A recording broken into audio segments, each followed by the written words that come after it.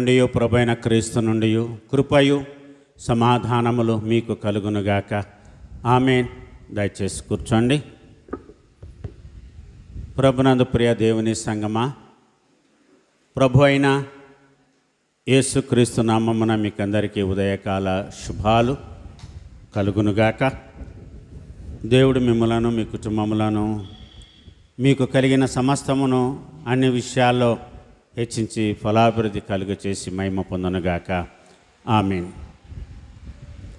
ఈ త్రిత్వం తర్వాతి 4వ ఆదివారం కొరకు చదవబడిన పరిశుద్ధ లేఖన భాగాల్లో మనం గమనించి చూస్తే, లూకా సువార్త 6వ అధ్యాయములో 36వ వచనము నుండి 42వ వచనం వరకు మన దైవ ధ్యానాంశముగా ఇవ్వబడి ఉన్నది. ఇక్కడ యేసు ప్రభువారు మాట్లాడుతున్నటువంటి వాక్యాన్ని మనము గమనించి చూస్తే, దేనిని గురించి దైవవాక్యము చెప్పుతుంది అని మనం గమనిస్తే, లుక్ అట్ యువర్ సెల్వ్స్ అంటే ఇతరుల వైపు చూడడానికంటే ముందు మిమ్మల్ని మీరు చూసుకోండి. మిమ్మల్ని మీరు చూసుకున్న తర్వాత, మీలో ఉన్న లోపాన్ని మీరు సరిదిద్దుకున్న తర్వాత, ఒకటి. రెండోది, మీలో ఎటువంటి లోపము లేకపోతే అప్పుడు ఎదుటి వాళ్ళని చూడండి అని దాని యొక్క భావము. Look at your selves. మన కళ్ళు ఇట్లుంటాయి కానీ మన కళ్ళు ఇట్లుండవు కదా. మనందరి కళ్ళు ఎట్లా ఉంటాయి? ఇట్లాగే ఉంటాయి. ఎదుటోళ్ళే కనిపిస్తారు. మన కళ్ళు ఎదురుగా ఉన్నాయి కాబట్టి చేసేదేమీ లేక మనం ఎదుటి వాళ్ళనే చూస్తాం. అది కాదు ఇక్కడ యేసు ప్రభువారు చెప్తుంది ఏంటంటే, ఇన్నర్గా మిమ్మల్ని మీరు చూసుకోండి. Analyse your self. మిమ్మల్ని మీరు బేరీజ్ వేసుకోండి. వేర్ యూ స్టాండ్, మీరు ఎక్కడ ఫిట్ అవుతారో. దాని తర్వాత ఎదుటి వ్యక్తిని చూడండి. మీ శక్తి సామర్థ్యాలు, మీ బలహీనతలు, మీ లోపాలు ఇవి సెట్ చేసుకున్న తర్వాత, ఎవరికి వాళ్ళు సాటిస్ఫై అయితే ఐఎమ్ పర్ఫెక్ట్ అని, అప్పుడు ఎదుటి వాళ్ళు వైపు వెళ్ళండి. వాళ్ళకి చెప్పడానికి ప్రయత్నించండి. అప్పటి వరకు ఎవరిని వాళ్ళే చూసుకోవాలి. ఇది యేసు ప్రభువారు చెప్తున్నటువంటి మాట. ఇక్కడ 2 ప్రసంగాలు చెప్పబడి ఉన్నాయి. ఇక్కడ ఏంటంటే, ఒకటి కొండ మీద ప్రసంగము, ఒకటి మైదానములో ప్రసంగము. మత్తయి సువార్త 5వ అధ్యాయము, 6వ అధ్యాయము, 7వ అధ్యాయము కొండ మీద ప్రసంగాలు. లూకా సువార్త 6వ అధ్యాయము, 7వ అధ్యాయము ఇది మైదానంలో యేసు ప్రభువారు చెప్పినటువంటి ప్రసంగం. అక్కడ ధన్యతలు ఉన్నాయి, ఇక్కడ ధన్యతలు ఉన్నాయి. కొండ మీద చేసినటువంటి ప్రసంగంలో ఉన్నటువంటి చాలా అంశాలు ఉన్నాయి. అక్కడ 20కి పైన అంశాల గురించి యేసు ప్రభువారు ప్రసంగం చేశారు. అలాగే విశాల మైదానములో యేసు ప్రభువారు చేసినటువంటి ప్రసంగంలో కూడా అనేకమైనటువంటి అంశాలను పొందుపరిచి ఉండడము, యేసు ప్రభువారు దానిని గురించి తెలియచేయడం మనం ఇక్కడ గమనిస్తున్నాం. అది 39 నుంచి 49వ వచనం వరకు ఉంటుంది. అయితే మనకు ఇవ్వబడినటువంటి భాగం ఏంటంటే 36 నుంచి 42 వచనాల వరకే. 36 నుంచి 42 వరకే ఇవ్వబడింది. సో ఇది మనము ఈ రోజున గమనిస్తున్నాం. రెండవదిగా, చదువుకున్న పత్రిక వాక్యములో పౌలు రోమీయులకు రాసినటువంటి పత్రిక 8వ అధ్యాయము 18వ వచనము నుండి 23వ వచనం వరకు మనం చదువుకున్నాం. 18 నుంచి 23 వరకు. ఈ 18వ వచనము నుంచి 23వ వచనం వరకు మనము గమనిస్తే, ఇక్కడ అపోస్తుడైనటువంటి పౌలు దేని గురించి మాట్లాడుతూ ఉన్నారంటే, మన భవిష్యత్తు వైభవాన్ని గురించి. దేనిని గురించి? మన భవిష్యత్తు వైభవాన్ని గురించి. ఎటువంటి వైభవము మనము కలిగి ఉండాలి భవిష్యత్ జీవితంలో? ఎటువంటి వైభవము? మనుషులకందరికి కూడా వైభవము కావాలి. దేవుడు ప్రతి ఒక్కరికి కూడా వైభవాన్ని ఇచ్చాడు ఆయన. ఏ గ్లోరిఫైడ్ లైఫ్,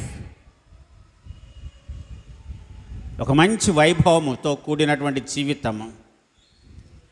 ఈ వైభవముతో కూడినటువంటి జీవితాన్ని మనము ఏ విధంగా కాపాడుకోవాలి అన్నదానికి సమాధానమే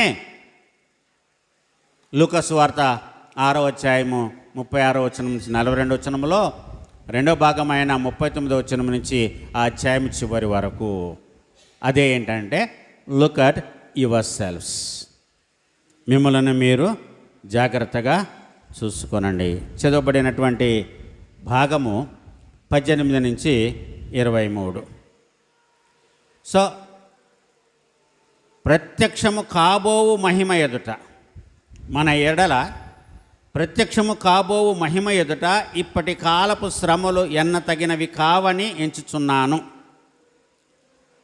అంటే భవిష్యత్తులో మనకు ప్రత్యక్షమయ్యేటువంటి మహిమ, దివ్య మహిమ,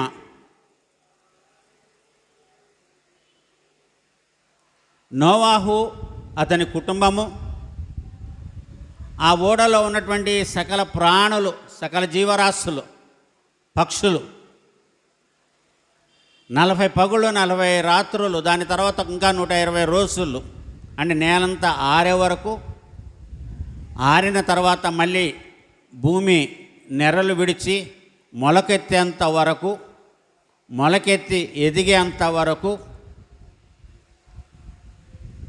పావురము వెళ్ళి ఒలీవ మొక్క యొక్క లేత కొమ్ముల ఆకులను తన ముక్కుతో ఖర్చుకొని వచ్చి నోహు చేతికి ఇచ్చేంత వరకు చాలా కాలం పట్టింది. అంతవరకు వాళ్ళు ఒక భయంకరమైనటువంటి ప్రపంచంలో ఉన్నారు. భయంకరమైనటువంటి ప్రపంచంలో వాళ్ళు ఉన్నారు. బయట ఏమి జరుగుతుందో వాళ్లకు తెలియదు, లోపల వరకే. ఎందుకంటే తలుపులు కిటికీలు మూసివేసింది ఎవరు? నోవాహు కాదు, దేవుడైన యెహోవా బయట నుంచి మూసివేశాడు. ఆయనే తెరవాలి. ఆయన మూసిన తలుపులు ఆయన తెరిచేంత వరకు ఆ ఓడలో ఉన్నటువంటి వాళ్ళందరూ కూడా మౌనంగా ఉండాలి. బద్దలు తెంచుకొని బయటికి రావడానికి ప్రయత్నించకూడదు. ఆ శక్తి ఎవరికి కూడా లేదు. ఈ రోజున మనము మన బంధకాల నుంచి మనమే తెంచుకొని వెళ్ళడానికి ప్రయత్నము చేస్తూ పడిపోతూ జీవితాలను నాశనం చేసుకుంటున్నాం. ఇక్కడ ఏమంటున్నాడంటే పౌలు ఈ 8వ అధ్యాయములోని 18వ వచనంలో, మన ఎడల ప్రత్యక్షము కాబోవు మహిమ ఎదుట ఇప్పటి కాలపు శ్రమలు ఎన్న తగినవి కావని ఎంచుచున్నాను. ఇంకా వాళ్ళ ప్రత్యక్షం కాల, మహిమ ప్రత్యక్షం కాలేదు. ఆ మహిమ ప్రత్యక్షం అవుతుంది ఒక రోజున. దాని మూలంగా మనం ఏమి పొందుకుంటామంటే అక్కడ చెప్తున్నాడు, ఇక్కడ ఈ శ్రమలు ఆ రోజున జ్ఞాపకము రావు. ఇప్పటి కాలంలో మనము పడేటువంటి యొక్క శ్రమలు ఏవైతే ఉన్నాయో, శ్రమలు లేనటువంటి వారు ఎవరు కూడా లేరు. అందరికీ శ్రమలు ఉన్నాయి, ఉండాలి. శ్రమలు ఉండాలి. శ్రమలు లేకపోతే మనిషి ఏమైపోతాడు? పిచ్చివాడైపోతాడు. ఏ స్థితికి వస్తాడో? సొలొమోను మహారాజు స్థితికి వస్తాడు. కారణం ఏంటంటే రాజైన సొలొమోను జీవితంలో శ్రమలు అనేవి లేవు. శ్రమలు అనేవి పెట్ల దేవుడు సొలొమోనుకి. వైభవన మహిమనంతా ఇచ్చేశాడు. ముందే ఇచ్చాడు సొలొమోనుకి దేవుడు మహిమను మొత్తాన్ని ఇచ్చేశాడు ఆయన. అడిగిన దానితో పాటు అడగని వాటివి కూడా ఇచ్చాడు. సొలొమోను అడిగింది తక్కువ, పొందుకున్నది ఎక్కువ ఇప్పటి లోకములో. కాబట్టి ప్రభునందు ప్రియులారా, ముందే చూసేశాడు, తర్వాత శ్రమల పాలయ్యాడు. ఎంతమంది అన్య స్త్రీలను ఆయన పెళ్లి చేసుకున్నాడో వాళ్ళందరూ కలిసి ఆయన మనస్సును ఏ విధంగా తిప్పేశారో మనకందరికీ కూడా తెలుసు. సో ఆయనకు మహిమ ప్రత్యక్షం అవడానికి అవకాశము లేదు. అటువంటి తరుణంలో జీవితంలో విసిగెత్తి వేసారిపోయినటువంటి సొలొమోను అప్పుడు ప్రసంగి గ్రంథాన్ని రాశాడు. అందుకని అన్నాడు, ఎవ్రీథింగ్ ఈజ్ వెయిన్.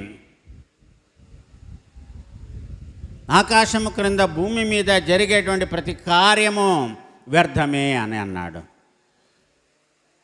అవి ఆయనకు వ్యర్థమేమో, అవి కొంతమందికి వ్యర్థం ఎందుకు అవుతాయి?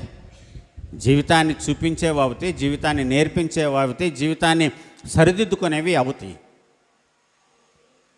ఆయన మొదట జీవించినటువంటి జీవన విధానాన్ని బట్టి తర్వాత ఆయనకు కలిగినది, ఓహో ఇంతే కదా జీవితం అంతా కూడా, ఎంత చేసినా కూడా లైఫ్ అంతా కూడా ఇంతే.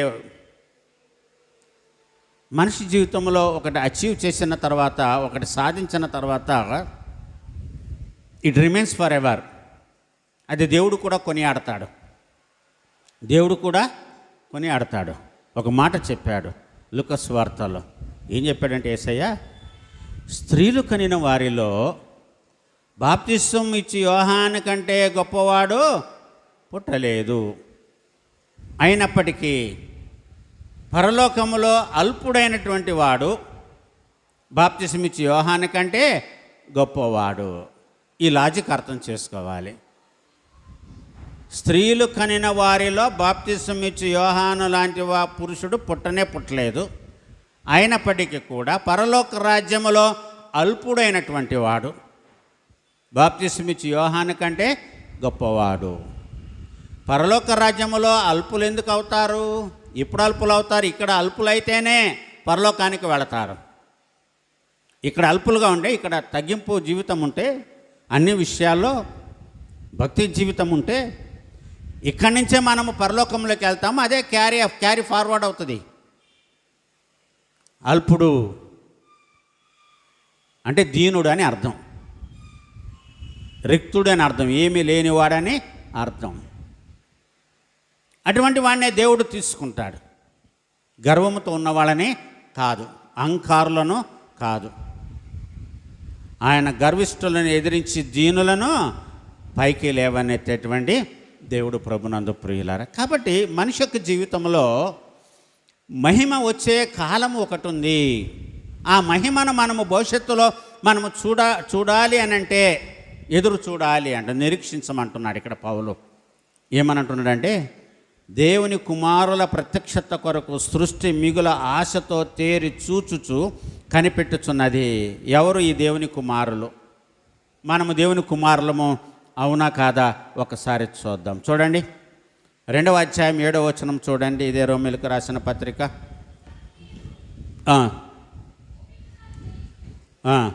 సత్క్రియలను ఓపికతో చేయొచ్చు, మహిమను ఘనతను అక్షయతను వెదుకు వారికి నిత్య జీవమును ఇచ్చును అనే ప్రభునందు ప్రియులారా ఇక్కడ మరి పౌలే చెప్తున్నాడు.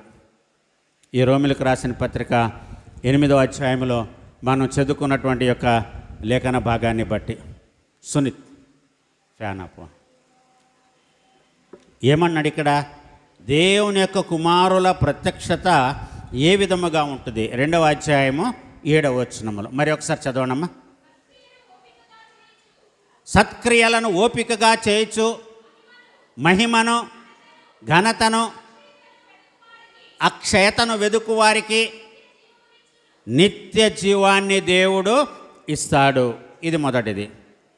రెండవది మనం గమనించి చూస్తే ఇదే లేఖన భాగంలో మరొక మాటను కూడా మనం ఇక్కడ జ్ఞాపకము చేసుకుంటాం. ఏంటి ఆ మాట? కొలస్సీలకు రాసిన పత్రిక 3వ అధ్యాయము 4వ వచనాన్ని చదువుకుందాం. మనకు జీవమై ఉన్న క్రీస్తు ప్రత్యక్షమైనప్పుడు మీరును ఆయనతో కూడా మహిమయందు ప్రత్యక్షపరచబడుదురు.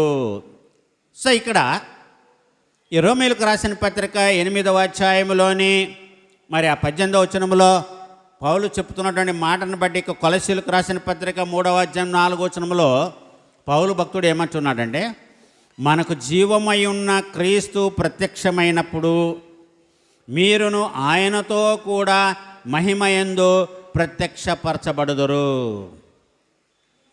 దేవుని కుమారుల యొక్క ప్రత్యక్షత కొరకు ఏమి ఆశతో ఎదురు చూస్తుందండి? సృష్టి మిగుల ఆశతో ఎదురు చూస్తుంది. సో మనము ప్రత్యక్షం అవ్వాలి అంట. మనం ప్రత్యక్షం అవ్వాలి అంటే ఏంటి? మనం చనిపోయి తిరిగి లెగవాలి. ఏ విధంగా? అక్షయతలో ఉండాలి. మనము క్షయతలో నుంచి అక్షయతలోనికి మనము వెళ్ళాలి. ఇదే మనం ఎక్కడ జ్ఞాపకం చేసుకుంటామంటే పౌలు కొరింథీయులకు రాసినటువంటి 2వ పత్రిక 5వ అధ్యాయంలో అనుకుంటాం. క్షయత అనేది క్షయతలో నుంచి అక్షయతలోనికి ప్రతి మనిషి కూడా రావాలి. దేవుని నమ్మినటువంటి ప్రతి ఒక్కరు కూడా, ప్రభు అయిన దేవుని యందు విశ్వాసం ఉంచిన ప్రతి ఒక్కరు కూడా అక్షయులుగా లేపబడతారు. ప్రభునందు ప్రియులారా, ఈ అక్షయత అనేది మనలను మహిమతో నింపి దేవుని మహిమలోనికి మనల్ని తీసుకొని వెళుతుంది. అందుకనే యేసయ్య ప్రార్థన చేశారు. యోహాను సువార్త 17వ అధ్యాయంలో, తండ్రి, మొదట నేను నీ దగ్గర ఉన్నప్పుడు నాకెట్టి మహిమ అయినదో అట్టి మహిమతో ఇప్పుడు నీవు నన్ను మహిమపరచుము. ఇది ప్రభువైన యేసుక్రీస్తు చేసినటువంటి ప్రార్థన 17వ అధ్యాయంలో యోహాను సువార్తలో. కాబట్టి ఇక్కడ పౌలు చెప్తున్నటువంటి ఒక మాటను మన ఈ రోమీయులకు రాసిన పత్రికలోని ఈ యొక్క 8వ అధ్యాయంలో మనం చూస్తే, దేవుని కుమారుల ప్రత్యక్షత కొరకు సృష్టి మిగుల ఆశతో ఎదురు చూస్తూ ఉన్నది. మొదటి పేతురు పత్రిక 4వ అధ్యాయము 13వ వచనాన్ని చదువుకుందాం. క్రీస్తు మహిమ బయలుపరచబడినప్పుడు మీరు మహా ఆనందముతో సంతోషించు నిమిత్తమును క్రీస్తు శ్రమలలో పాలివారయున్నంతగా సంతోషించుడి. ఆ మహిమను మనం పొందుకోవాలి అనంటే మన దేహాలు కూడా మహిమ శరీరముగా మార్చబడాలి అని అంటే ఏమి చేయమంటున్నాడండి ఇక్కడ పౌలు? చూడండి, క్రీస్తు మహిమ బయలుపరచబడినప్పుడు మీరు మహా ఆనందముతో సంతోషించు నిమిత్తము క్రీస్తు శ్రమలలో మీరు పాలివారై ఉన్నంతగా సంతోషించండి. క్రీస్తు శ్రమలో ఎంతమంది పాలివారై ఉన్నారు? క్రీస్తు అనుభవించినటువంటి శ్రమలు ఇప్పటి కాలంలో ఎంతమంది అనుభవిస్తూ ఉన్నారు? శ్రమలు ఎవరికి అవసరం లేదు. శ్రమలు ఎవరికి కూడా అవసరం లేదు. ఎవరు కూడా శ్రమలను కావాలని కోరుకోరు. శ్రమలను కావాలని కోరుకోరు. శ్రమలను కోరుకోకండి. శ్రమలను కోరుకోమని దేవుడు కూడా చెప్పలేదు. ఒకవేళ దేవుడు మనల్ని గనక మెచ్చితే, దేవుడు మనల్ని ఇష్టపడితే అప్పుడు దేవుడు శ్రమ పెడతాడు, వాటిని భరించండి. అందుకనే అన్నారు, bear the cross wear the crown. సిలువను మోయండి, సిలువను భరించండి, మహిమ కిరీటాన్ని పొందుకోండి. Unless you bear the cross you cannot wear the crown. సిలువను మోయకుండా అంటే శ్రమలను సహించకుండా మహిమ కిరీటము మన నెత్తి మీదికి రాదు. అందుకని ఇక్కడ పౌలు చాలా స్పష్టంగా చెప్తున్నాడు, క్రీస్తు మహిమ బయలుపరచబడినప్పుడు, ఎప్పుడు క్రీస్తు మహిమ మన ఎదుట బయలుపరచబడుతుందో మనము గమనించి చూడాలి. ప్రభునందు ప్రియులారా, ఇదే పేతురు రాసిన మొదటి పత్రిక 1వ అధ్యాయము 5వ వచనము నుంచి 7వ వచనం చదువుకుందాం. కడవరి కాలమందు బయలుపరచబడుటకు సిద్ధముగానున్న రక్షణ మీకు కలుగునట్లు విశ్వాసము ద్వారా దేవుని శక్తి చేత కాపాడబడి మీ కొరకు ఆ స్వాస్యము పరలోకమందు భద్రపరచబడి ఉన్నది. ఇందువలన మీరు మిక్కిలి ఆనందించుచున్నారు. కానీ అవసరమును బట్టి నానా విధమైన శోధనల చేత ప్రస్తుతమున కొంచెము కాలము మీకు దుఃఖము కలుగుచున్నది.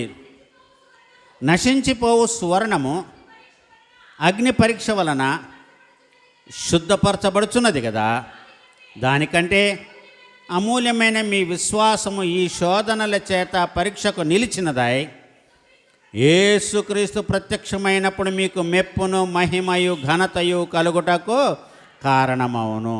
So what is that we understood from this passage? ఈ భాగము ద్వారా మనం అర్థం చేసుకున్నది ఏంటి?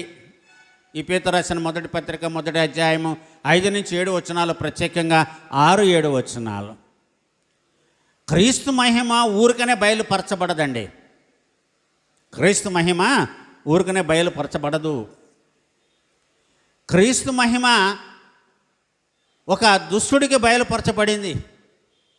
ఎవరతను? అపొస్తలుల కార్యముల గ్రంథములో సౌలుకి. అపొస్తలుల కార్యముల గ్రంథము 9వ అధ్యాయములో, అవునా, సౌలు మిట్ట మధ్యాహ్నం మండుటెండలో వెళుతున్నాడు. క్రైస్తవులను హింసించడానికి, బంధించడానికి అధికార పత్రాలు తీసుకొని వెళ్తున్నాడు. మార్గ మధ్యమున ఒక సన్నివేశం అనేది జరిగింది.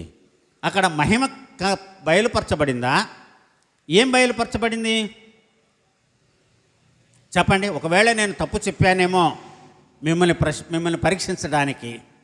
అపొస్తలుల కార్యము 9వ అధ్యాయములో ఏ విధంగా సౌలు పౌలుగా మారాడు? అక్కడ మొదట సౌలుకు కలిగింది ఏంటంటే అంధత్వం ఏర్పడింది. అది మీరు జ్ఞాపకం చేసుకోవాలి. అంధత్వము ఏర్పడింది. ఆ అంధత్వములో 3 దినాలు ఉన్నాడు ఆయన. అననీయ వచ్చి ఆయన తల మీద చేతులు పెట్టి ప్రార్థన చేసినప్పుడు ఆయన కనుల మీద నుంచి పొరలు రాలిపోయిన తర్వాత అప్పుడు తన జీవితంలో మొట్టమొదటిసారి నిజమైన వెలుగును చూశాడు. అదే దేవుని యొక్క మహిమ. మనం ఏదేదో ఊహించుకుంటామేమో ఒకవేళ. The best example to understand what is the glory of God. ఒక నీచుడు, ఒక పాపి మొట్టమొదట ఆయన మారు మనసు పొందడానికంటే ముందు దేవుడు ఆయన అంధత్వంలోనికి పంపించాడు. ఈ 3 రోజులు తీవ్రమైనటువంటి ఘర్షణ పౌలుకు జరిగింది, తనలో తనకే జరిగింది. అందుకనే అన్నాడు అక్కడ యేసయ్య, లుక్ అట్ యువర్ సెల్వ్స్. లూకా సువార్త 6వ అధ్యాయంలో మనము ఏమి చేస్తున్నామో, పౌలు ఏమి చేస్తూ ఉన్నాడో, ఆ 3 దివారాత్రులు చూడండి. 3 అనేటువంటి సంఖ్యకు బైబిల్లో ఉన్నటువంటి ప్రాధాన్యత కూడా మనకు తెలుసు. తండ్రి, కుమార, పరిశుద్ధాత్మ. ప్రభువైన యేసుక్రీస్తు 3వ దినమున మరణించిన 3వ దినమున ఆయన మృత్యుంజయుడై తిరిగి లేచాడు. కాబట్టి ఈ విధంగా మనం చూసినప్పుడు 3 రోజులు ఆయనలో జరిగినటువంటి ఘర్షణ ఆయనకి ఆయన సరిదిద్దుకునేట్లుగా చేసింది. ఆయనకి ఆయన చూసుకున్నాడు. నేను ఎంత అధముడనో, నేను ఎటువంటి వాడినో అని ఆయన చెప్పుకున్నాడు, సాక్ష్యం చెప్పుకున్నాడు. అపొస్తలుల కార్యముల గ్రంథం చదివితే పౌలు తనకు జరిగినదంతా కూడా, ఒక అధ్యాయం అంతా కూడా సాక్ష్యం చెప్పుకున్నాడు ఆయన. ఇదివరకు నేను ఆ వాక్యాన్ని నేను మేము ముందు ఉంచాను. అయితే ఈ సమయం మనం ఇక్కడ గమనించేసిందంటే క్రీస్తు మహిమ ఏ విధముగా ఉంటుంది అనేది మనం ఇక్కడ చూడాలి ప్రభునందు ప్రియులారా. కనుక ఈ రోమపత్రిక 8:18 మనం ఇక్కడ గమనిస్తున్నాం. ప్రత్యక్షము కాబో మహిమ ఎదుట ఇప్పటి కాలపు శ్రమలు ఎన్నదగినవి కావని ఎంచుచున్నాను. దేవుని కుమారుల ప్రత్యక్షత కొరకు సృష్టి మిగుల ఆశతో తేరి చూచుచు కనిపెట్టుచున్నది. అంటే దేవుని కుమారుల ప్రత్యక్షత అంటే ఎవరికి వాళ్ళు సరిదిద్దుకొని ఎప్పుడు నిర్మలులుగా కనబడతారో అదే ప్రత్యక్షత.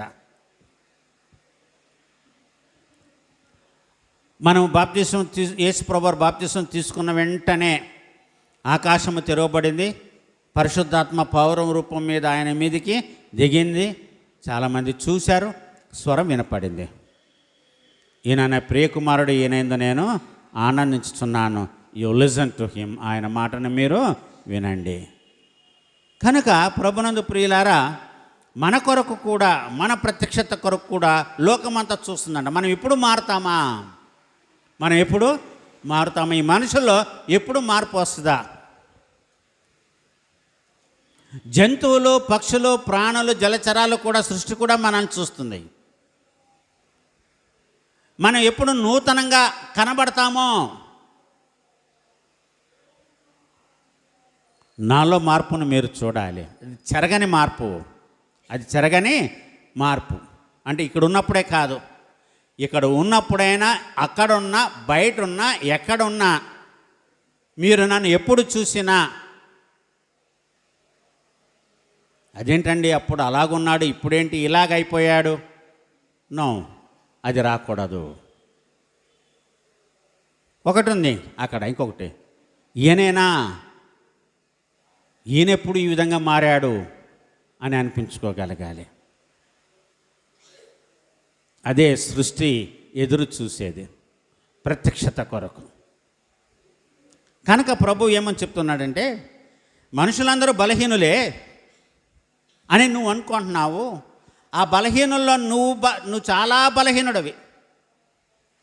బలహీనుల్లో నువ్వు చాలా బలహీనుడివి. వాళ్ళు బెటర్ నీకంటే.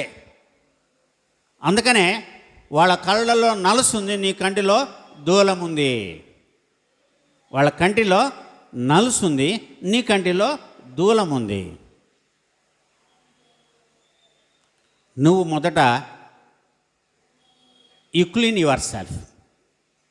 నీ కళ్ళను నీవు శుభ్రము చేసుకో. తేటగా చూడగలగాలి, తేటగా చూడగలగాలి.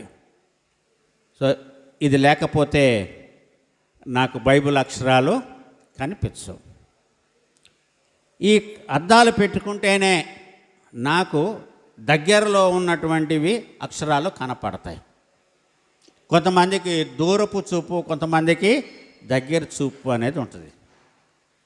నాకు దూరం ఉన్నవి చాలా స్పష్టంగా కనపడతాయి, దగ్గర ఉన్నవి స్పష్టంగా నాకు కనపడవు. So I need the help of this. ప్రతి ఒక్కరికి ఏదో ఒక సాధనము కావాలి, ఒక సహాయము కావాలి తేటగా చూడడానికి.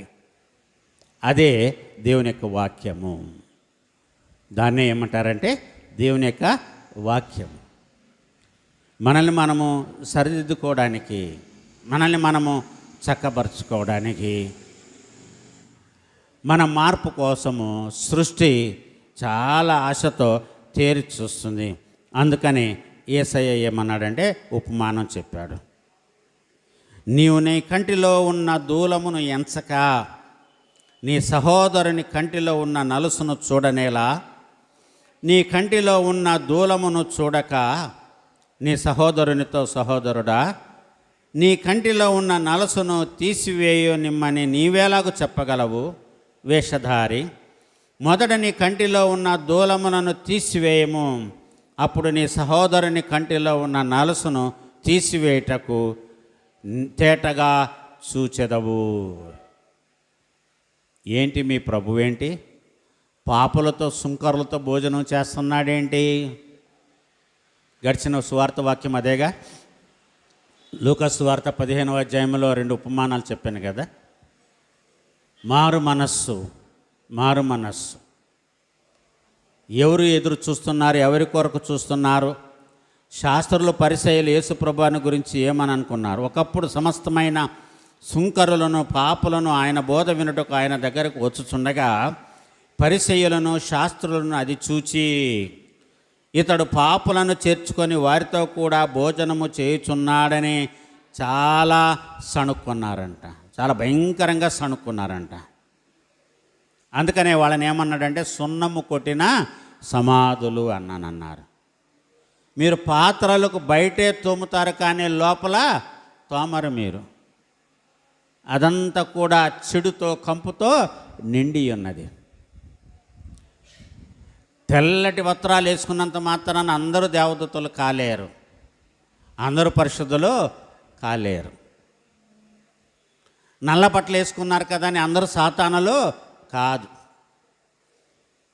సాతాను నల్లగా ఉంటుందని ఎవరు చెప్పారు? వెలుగుదూత అని ఎవరినన్నారు? సాతాన్నే కదా వెలుగుదూత అన్నది. వెలుగు ఉంటే దానిలో నలుపు ఎందుకు? నలుపు అనేది ఒక దుఃఖ నివారణ కోసం ఒక రంగును ఎన్నుకున్నారు. ఒక్కొక్క రంగుకి ఒక్కొక్క ప్రత్యేకత ఉంది. వెలుగుదూత సంబంధులు అని ఉంటుంది బైబిల్లో. సో వెలుగుదూత సాతాను కూడా చాలా దేదీప్యమానంగా ప్రకాశిస్తూ ఉంటుంది. కాబట్టి మనం ఎటు వెళ్ళాలో తెలియక మనం సతమతమైపోయి వెలుగుదూత వైపు వెళ్ళిపోతుంటాం. కనుక వీటన్నిటినీ జీవితంలో గుర్తుపట్టడం కష్టంగా ఉంటుంది. ఏది మంచో ఏది చెడో. మనిషి ఆ విచక్షణను కోల్పోతాడు. జీవితంలో ఆ విచక్షణ అనేది చాలా అవసరం. So look at yourself. నీ వైపు నువ్వు చూసుకో.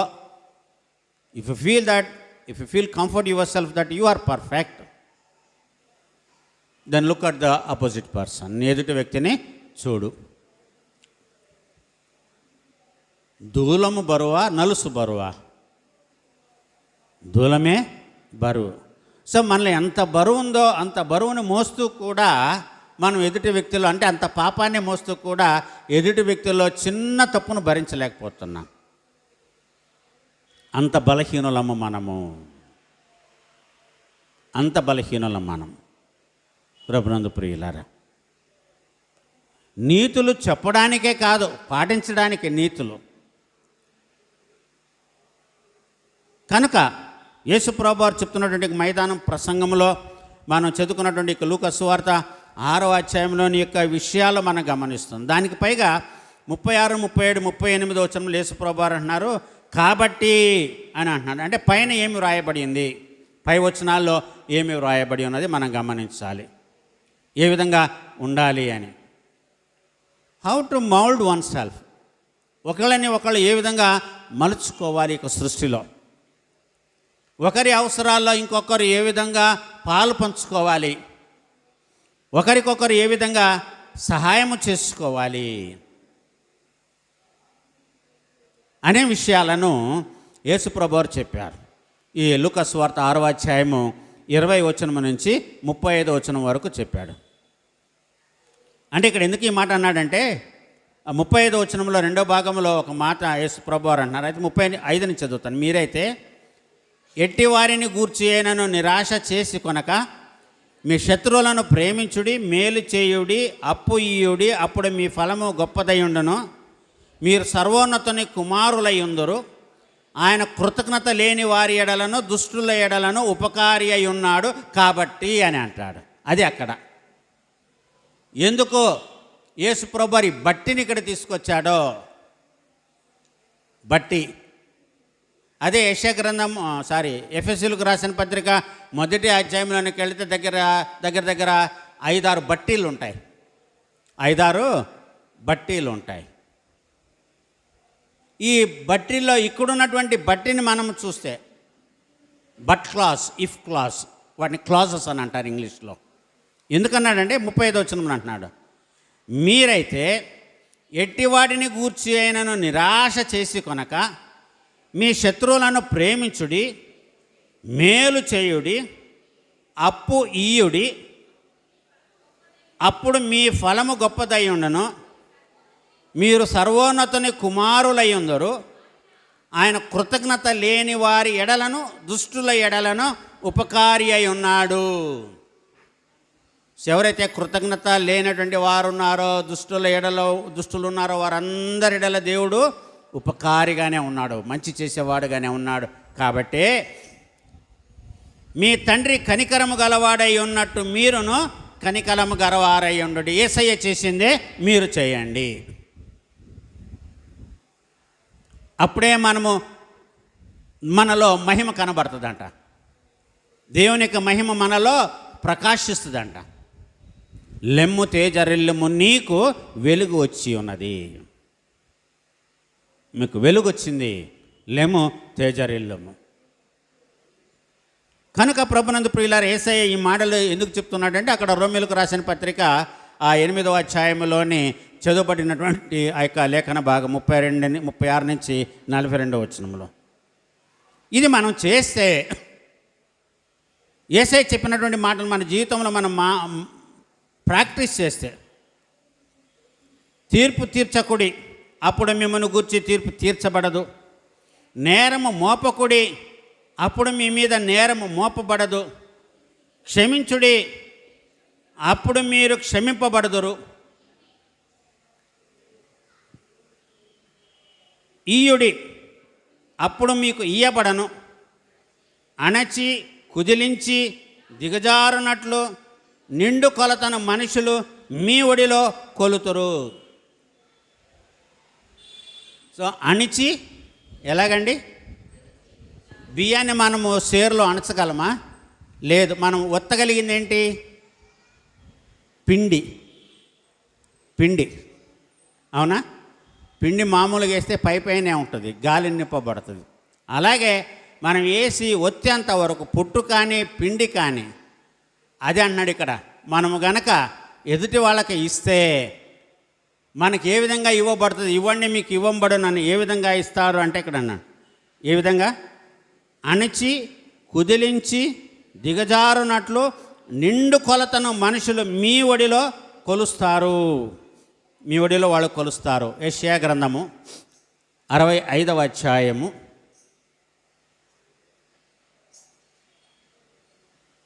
7వ వచనాన్ని చదువుకుందాం. నిశ్చయముగా మీ దోషములను బట్టి, మీ పితరుల దోషమును బట్టి, అనగా పర్వతముల మీద మీ జనులు ధూపము వేసిన దానిని బట్టి, కొండల మీద నన్ను దూషించిన దానిని బట్టి,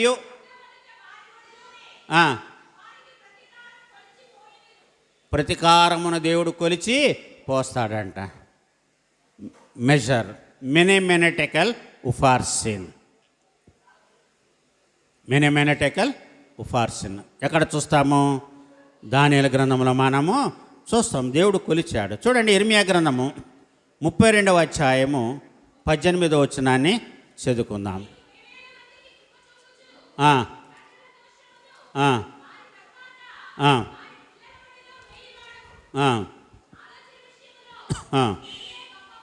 చాలండి. నీవు వేవేల మందికి కృప చూపుచు తండ్రుల దోషమును వారి తర్వాత వారి పిల్లల ఒడిలో వేయువాడవు అని అంటున్నాడు. కానీ ఎప్పుడైతే మనము కీడుకి కీడు కాకుండా మేలు చేస్తామో, ప్రతి కీడుకి కీడు చేయకుండా మేలు చేస్తామో, శత్రుత్వాన్ని పెంచుకోకుండా క్షమించి ప్రేమగా ఉంటామో, మంచిగా ఉంటామో, అప్పుడు మనము పొందుకునేటువంటి దీవెనలు చాలా గొప్పగా ఉంటాయి. అదే దేవుని కుమారుల యొక్క ప్రత్యక్షత. దాని కొరకే సృష్టి చాలా ఓర్పుతో ఎదురు చూస్తుంది అని పౌలు ఇక్కడ చెప్తున్నాడు. ఏలయనగా సృష్టి మిగుల ఆశతో తేరి చూచుచు కనిపెట్టుచున్నది అని. ఏలైనగా సృష్టి క్షయాధీన దాస్యములో నుండి విడిపింపబడి దేవుని పిల్లలు పొందబో మహిమగల స్వాతంత్రమును పొందుదునను నిరీక్షణ గలదై స్వేచ్ఛగా కాక దానిని లోబర్చిన వాని మూలముగా మాయకు లోబర్చబడింది. కాబట్టి ప్రభునందు ప్రియులారా, మనం ఇక్కడ గమనించాలి. సృష్టి యావత్తు ఇది వరకు ఏకగ్రీవముగా మూలుగుచు ప్రసవ వేదన పడుచున్నదని ఎరుగుదుము. సృష్టి మూలుగుతుందంట. సృష్టి ప్రసవ వేదన పడుతుంది ప్రభునందు ప్రియులారా. అవును, దేవుడు లోకమును సృష్టించినప్పుడు మొట్టమొదటిగా లోకములో ఎంతమంది ఉన్నారు? మనుషులు ఒకరు లేరు. ఇప్పుడు ఎంతమంది ఉన్నారు? ఎన్ని కోట్లు ఉంది ప్రపంచ జనాభా? దగ్గర 1000 కోట్లు. ఎన్ని కోట్లు అండి? 1000 కోట్లు. మనం గమనించాలి. సృష్టి ప్రారంభములో నరుడు ఒక్కడే, ఆయన ద్వారా స్త్రీ దేవుడు కలుగజేశాడు. ఇప్పుడు చూస్తే ఎన్ని తరాలు కలిసిపోయినాయి ప్రభునందు ప్రియులారా. ఇప్పుడు జనాభా ఎంత పెరిగిపోయింది, ఎందుకు మూలుగుతుంది సృష్టి, ఎందుకు దయానీయ స్థితిలో సృష్టి ఉంది, మనం ఇక్కడ గమనించాలి. ఎందుకు ప్రసవ వేదన పడుతుంది? భూమి మీద బరువే, కానీ భూమి మీద బరువు తగ్గుతుందా? లేదు, బరువు పెరుగుతూనే ఉంది. ఎందుకంటే మనుషుల యొక్క పాపం గమనించాలి. ప్రభునందు ప్రియులారా, మనిషి బ్రతికి ఉన్నప్పటికంటే మనిషి చనిపోయిన తర్వాత మనిషి దేహము బరువు ఎక్కుతుంది. ఎందుకంటే దానిలో నుంచి గాలి బయటికి రాలేదు కాబట్టి, అది లోపలికి వెళుతుంది కాబట్టి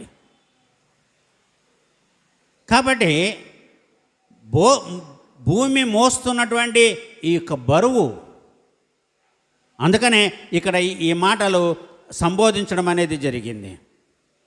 అలంకార రూపకంగా చెప్పబడినటువంటి మాటలు.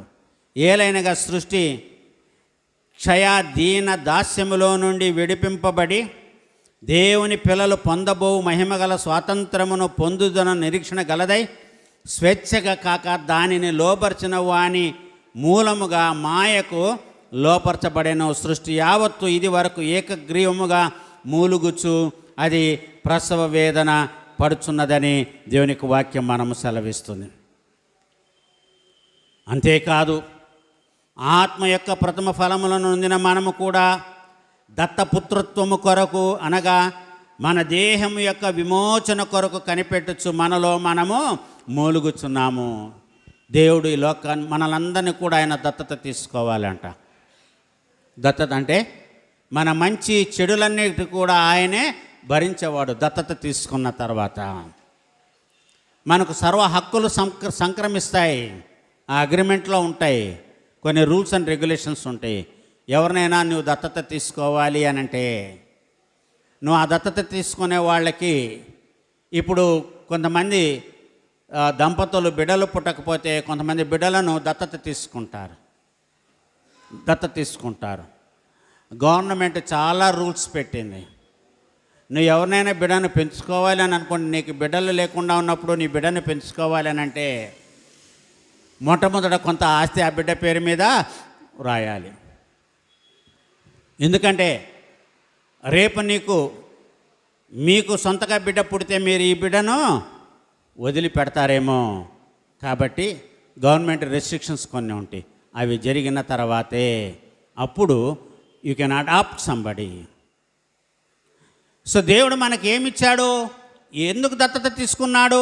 ఆయన ఇచ్చిందండి మనల్ని దత్తత తీసుకొని నిత్య జీవాన్ని ఇచ్చాడు. ఆయన నిత్య జీవాన్ని ఇచ్చాడు. ఎలాగ దత్తత తీసుకున్నాడు దేవుడు మనల్ని అందరినీ?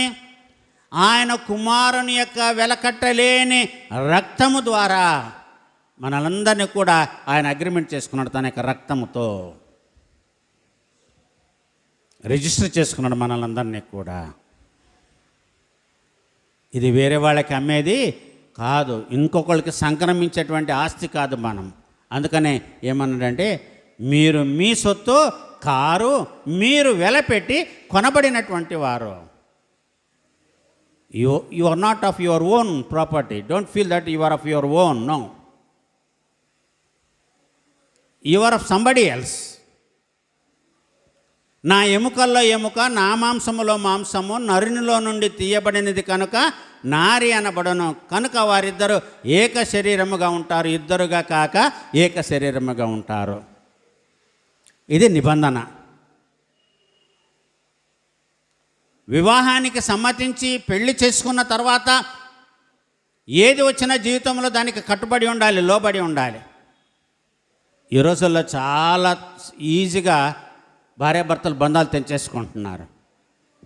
చాలా ఈజీగా మర్చిపోతున్నారు. చేసినటువంటి ప్రమాణాలు, నిబంధనలను మర్చిపోతున్నారు. మోషే ధర్మశాస్త్రంలో ఏమి చెప్పిందంటే, యేసు ప్రభువారు ఏమన్నారంటే, మోషే మీ హృదయ కాఠిన్యాన్ని బట్టే అది చేశాడు, కానీ దేవుడు నరుని సృజించినప్పుడు వారిని పురుషుని గాను స్త్రీని గాను చేశారు, వారిద్దరు ఏక శరీరం అని అన్నాడు. మీరు కఠినులు కాబట్టే విడిపొండి అన్నాడు. ఇది వివాహ బంధం యొక్క మర్మం. ఎన్నొచ్చినా అదే కదా ప్రమాణాలు చేసేది. వ్యాధిలోను బాధలోను అన్నీ ఏదొచ్చినా కూడా నేను నిన్ను విడిచిపెట్టను. ఈ రోజున ఆడవాళ్ళకి లేవు, మగవాళ్ళకి కూడా లేవు. చాలా ఈజీగా బంధాలను తెంపేసుకుంటున్నారు. ఎదుటి వాళ్ళు కలుపుకోవాలి, విడిపోకూడదు అని ఎన్ని ప్రయత్నాలు చేసినా కానీ కొంతమంది ఏంటంటే నో. ప్రభునందు ప్రియులారా గమనించండి. నిన్న ఒక వీడియో చూసా. ఒక అమ్మ భర్తతో ఒక నది దగ్గర తీసుకెళ్ళి సెల్ఫీ ఫోటో తీసుకోవాలని భర్త నదిలోకి నెట్టేసింది. అంటే అదృష్టం బాగుండి బతికాడు.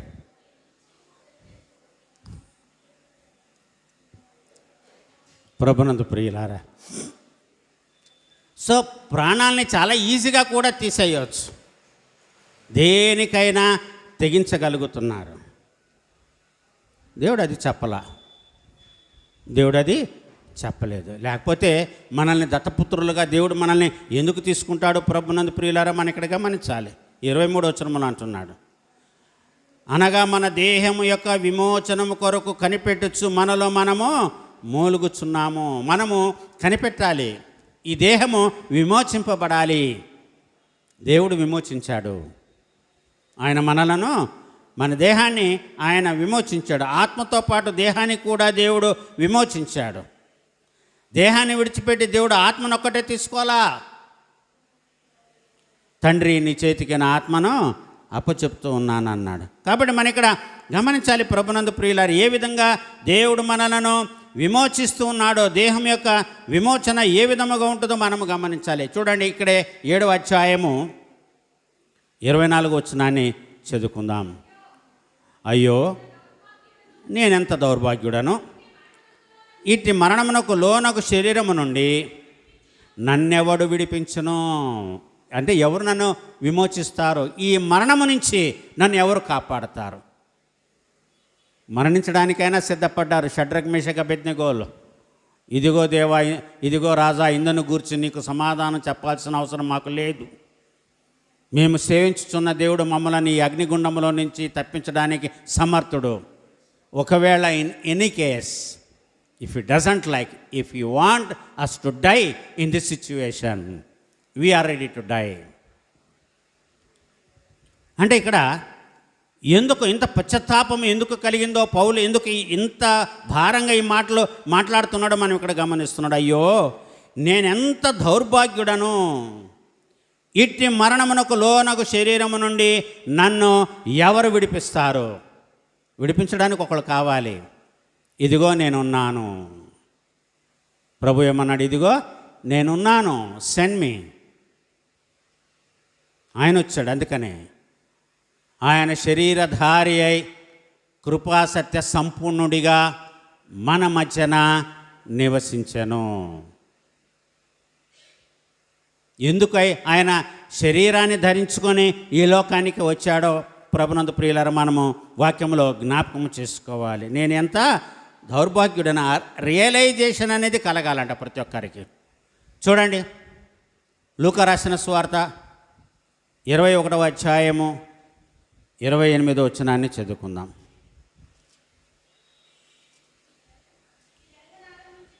ఇవి జరుగునారంభించినప్పుడు మీరు ధైర్యము తెచ్చుకొని మీ తలలెత్తుకొనుడి, మీ విడుదల సమీపించుచున్నది. You are going to be redeemed. అంటే ఇవి జరుగునప్పుడు ఏమేమి జరుగుతాయో 20వ వచనం నుంచి రాయబడి ఉంది. సృష్టిలో కలిగేటువంటి మార్పులు ఇవి జరిగినప్పుడు మనం ఏం చేయాలంట? ధైర్యము తెచ్చుకొని మీ తలలను మీరు పైకెత్తుకోండి. Don't bow down your heads but raise your heads. ఇవన్నీ జరిగేటప్పుడు మీరు భయపడకండి. చాలా ఉన్నాయి ఇక్కడ. 20వ వచనం నుంచి చదివితే చాలా విషయాలు ఇక్కడ గమనిస్తున్నారు. యెరూషలేము దండ్ల చేత చుట్టబడుట మీరు చూచున్నప్పుడు దాని నాశనమును సమీపమైనదని తెలుసుకొనుడి. అప్పుడు యూదయలో ఉండువారు కొండలకు పారిపోవలేను, దాని మధ్య నుండి వారు వెలుపలికి పోవలేను, పల్లెటూళ్ళలోని వారు దానిలో ప్రవేశింపకూడదు. రాయబడి ఉన్నవన్నీ నెరవేరుటక అవి ప్రతిదండన దినములు. సో చాలా ఉన్నాయి అక్కడ. ఎవరెవరికి ఎటువంటి శ్రమలు వస్తాయో, గర్భిణీ స్త్రీలకు ఎటువంటి శ్రమలు వస్తాయో, ఎవరెవరు ఏ విధముగా మరి వాళ్ళు నిర్బంధానికి లోనవుతారో, నాశనం అవుతారో, ఇవన్నీ జరిగేటప్పుడు మనుషులమైనటువంటి మనం, అంటే దేవుని బిడ్డలైనటువంటి మనం, ఆకాశమందలి శక్తులు కదలింపబడును గనక లోకము మీదికి రాబోచున్న వాటి విషయమై భయము కలిగి మనుషులు ఎదురు చూచుచు ధైర్యము చెడి కూలుదురు. అప్పుడు మనుష్య కుమారుడు ప్రభావముతోనూ మహామహిమతోనూ మేఘారూరుడై వచ్చుట చూచెదరు. ఇవి జరుగున అంటే ఆయన మేఘారూరుడై వచ్చేటప్పుడు, ఆకాశ మేఘారూరుడై దేవుని కుమారుడైన యేసుక్రీస్తు ఈ లోకానికి వచ్చేటప్పుడు, అప్పుడు ఎవరైతే చూస్తూ ఉంటారో, బ్రతికి ఉంటారో, ఎవరైతే యేసయ్య కొరకు కనిపెట్టుకొని ఉంటారో వాళ్ళ గురించి ఏమని చెప్తున్నాడంటే, మీ తలలు పైకెత్తుకోండి, మీ విడుదల సమీపించింది, దేవుడు మిమ్మలను విమోచించబోతున్నాడు. అవును ప్రభువు నందు ప్రియులారా, మన విడుదల సమీపిస్తుంది. అందుకనే అన్నిటినీ కూడా తట్టుకోవాలి. అందుకనే కూడా మనకి ఎన్ని కాలాలు ఉన్నాయి? 3 కాలాలు ఉన్నాయి. 3 4 ఋతువులు చాలా ఉన్నాయి. కాలాలు వర్షకాలము, చలికాలము, ఎండాకాలము. సో ఇవన్నీ కూడా మనం భరించాలి కదా. కొన్ని కాంటినెంట్స్లో 6 నెలలు ఎండ ఉంటే 6 నెలలు మంచు ఉంటుంది, 6 నెలలు వర్షం ఉంటే 6 నెలలు ఎండ ఉంటుంది. ప్రభునందు ప్రియులారా, కానీ మనకేంటి, మనము అన్నీ చూస్తున్నాం,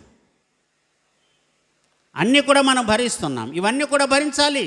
అంటే జీవితంలో ఈ శ్రమలన్నిటిని కూడా మనము అనుభవిస్తూ మంచితో, భక్తితో, యేసయ్య చెప్పినటువంటి మాటలు, లూకా సువార్త 26వ అధ్యాయంలో చెప్పినటువంటి మాటలు, మనం వాటిని నెరవేరిస్తే, మనల్ని మనం చూసుకొని మనము చేయవలసినది, మన యొక్క డ్యూటీని మనం నెరవేరిస్తే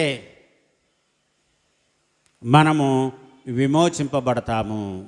ఆ దినము ఒకటి ఉంది, దాని కొరకు మనమందరము కూడా సిద్ధపడాలి, జీవించాలని. ఈనాటి దైవవాక్యాలు 2 భాగాలు కూడా మనల్ని హెచ్చరిస్తూ, గద్దిస్తూ, బలపరుస్తూ, ధైర్యపరుస్తున్నాయి. అల్టిమేట్గా దేవునికి దీవెనలను అక్కడ మనకు చూపుతున్నాయి. కాబట్టి అటువంటి జీవితాన్ని జీవించడానికి ప్రయాసపడదాం.